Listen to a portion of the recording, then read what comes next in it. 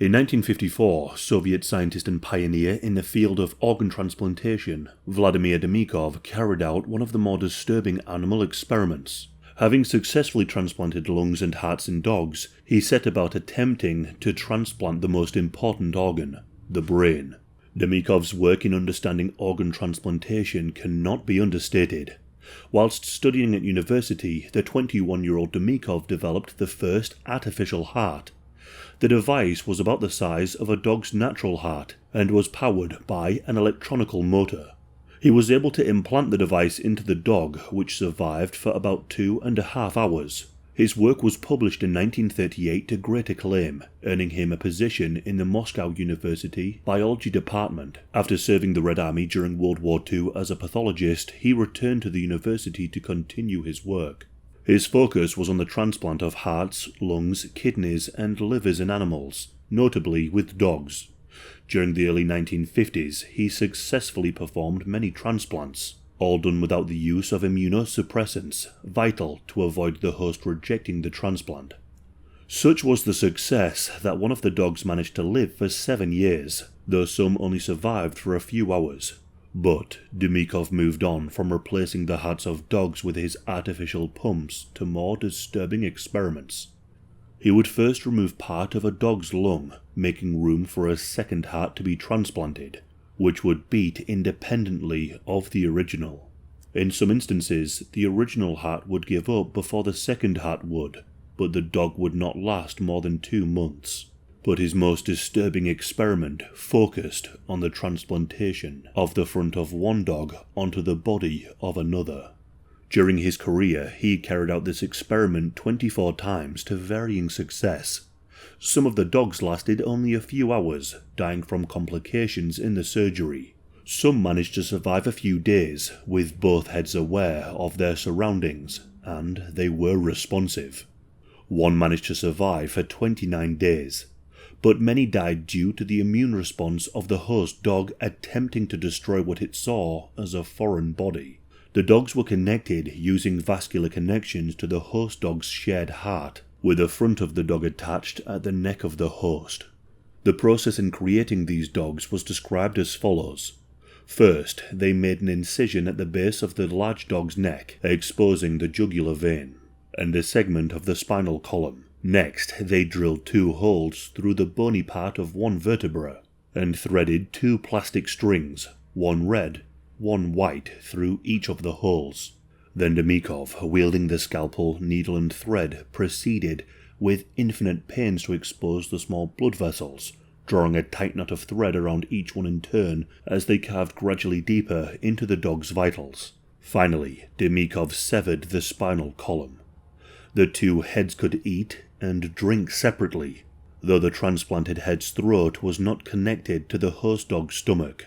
There are even accounts that the host dog sought to remove the transplanted dog head, attempting to shake it off. In response, the transplanted dog would retaliate by biting back. One of Demikhov's experiments would even be witnessed by a journalist from Time magazine, who wrote an article about the fate of the dogs. Demikhov's experiments have little application for human medicine.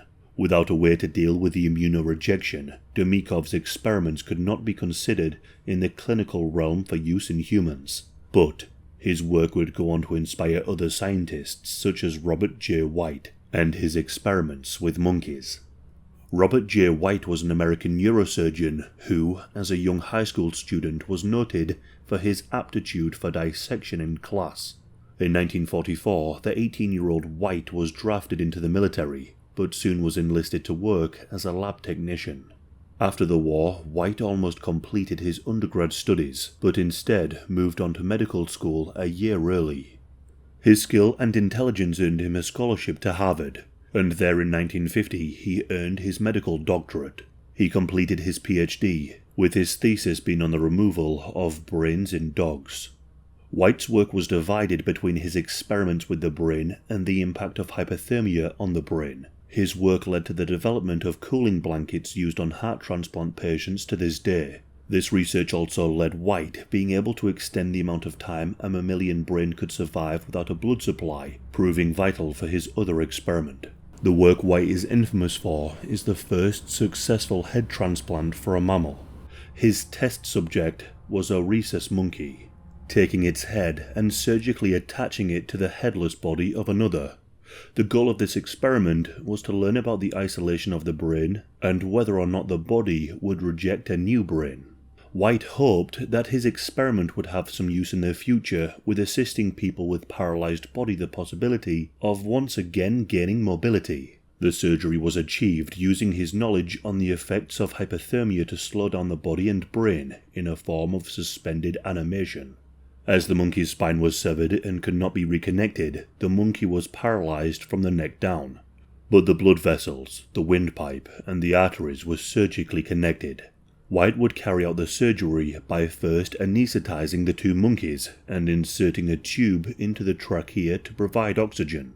With the reduction in temperature used to preserve the brain, the intubation was needed as the body would otherwise stop breathing on its own. Next, White would cut the monkey's neck to expose the arteries within. Using a purpose-built heat exchange, White lowered the monkey's temperature using freezing cold saline that would then cool the blood going to the monkey's brain, but keeping warm blood flowing through the rest of its body. This allowed the monkey's brain to be removed from the body. He would use rhesus monkeys and separated the brains from smaller monkeys, keeping them alive by using their larger counterparts as a sort of life support system. White would perform this operation on monkeys every week, but the brains would always degrade. It was in 1970 that the first of the 30 monkeys to undergo the operation survived for 8 days. During this time, the monkey was able to hear, smell, see, and respond to all manner of stimuli.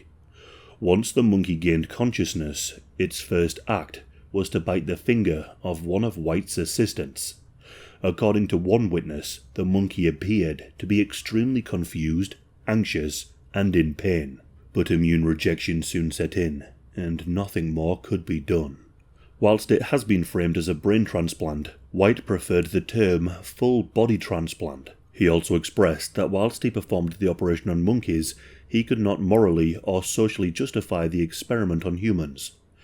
As a devout Catholic, White also sought to prove a link between the soul and the human brain, that the two are linked and vital in understanding a person's self. White was also very well aware of criticism, and that some called him Dr. Butcher or Dr. Frankenstein, even dressing up as the fictional doctor in jest. The final example we will look at is the insemination experiments of Ilya Ivanovich Ivanov. Ivanov was a Russian scientist who specialized in artificial insemination. Ivanov specialized in the veterinary procedure that involved the injection of semen into a female to induce pregnancy. His focus was on the breeding of horses, with backing from the Russian Tsarist government to improve their stock of horses. But his experiment soon turned to hybridization, combining different closely related species together using artificial insemination. He created a number of animal hybrids, including the Zedong, a cross between a zebra and a donkey, a Zubron, a cross between the European bison and a cow, and a Zorse, a cross between a zebra and a horse. Ivanov expanded his experiments to include guinea pigs, rabbits, mice, and rats. In 1910, buoyant on his success, he announced to a zoologist conference that he believed it would be possible to have hybrids between humans and their closest relatives. And after the Bolshevik Revolution, his speculation would be put into practice. In 1924, Ivanov put forward his plan to create a human-chimpanzee hybrid and presented this to the Bolshevik government.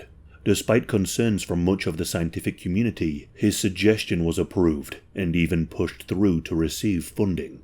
At the time, the Bolshevik government limited people leaving the country, but Ivanov was permitted to leave, heading first to France to secure chimpanzees for his experiment. He was able to secure the support of the Pasteur Institute, who allowed him access to chimpanzees in French-controlled Guinea, West Africa.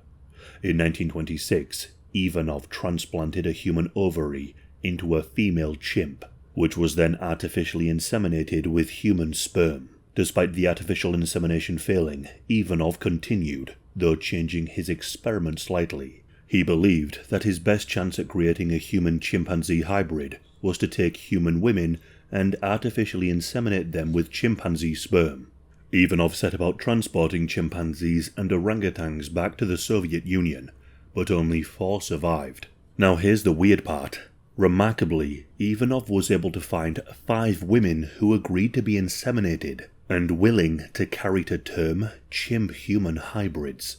By the time the human volunteers had been obtained, only 1 orangutan remained, named Tarzan.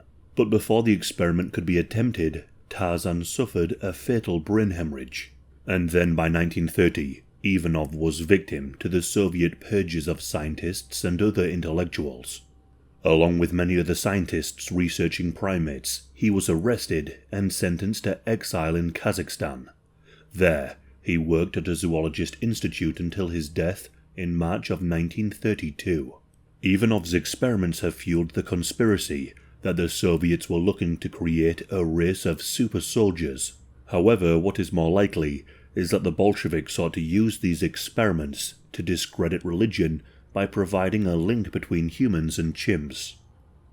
The experiment examples given in today's video of the 2-headed dogs, the body transplants, and the human-chimp hybrid might seem to come from the plot of some low-budget film, but these examples are real, and they are unbelievably disturbing. Vivisection and the experimentation of animals will remain a controversial topic, but where experiments like these provide little benefit, it is impossible to justify the cruelty and the pain inflicted on these innocent beings.